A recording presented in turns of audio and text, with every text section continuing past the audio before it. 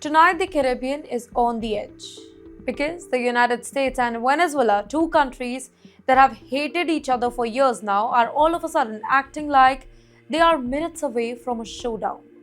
You're watching Times XP. I am Dhriti Yatri, and stop sending poison to America. That's what Trump roared.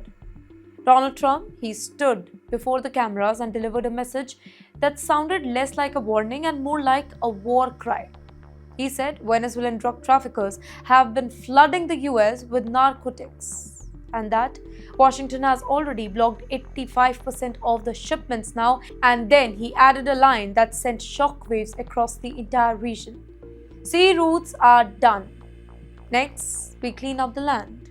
A direct, dramatic hint at boots on the ground. In the meantime, Caracas panics. Maduro is hitting back the panic button inside the palace. Their president, Mr. Nicolas Maduro, called an urgent meeting. Reports say that senior generals rushed in, intelligence officers, they flooded the corridors and phone lines with Havana and Moscow. They were buzzing. And then Maduro gave the order. Put the entire Air Force on high alert. Every radar, every fighter jet, every missile battery on the standby. Venezuela is basically saying that we are ready for any attack. That's right, in a televised message, Maduro didn't sound really nervous. He sounded furious. He said Venezuela will defend its sovereignty, its borders, its skies, its seas, and that the US military buildup in the Caribbean is nothing short of a threat of a war. But of course, we can't take the US lightly here. The US Armada is in Caribbean right now.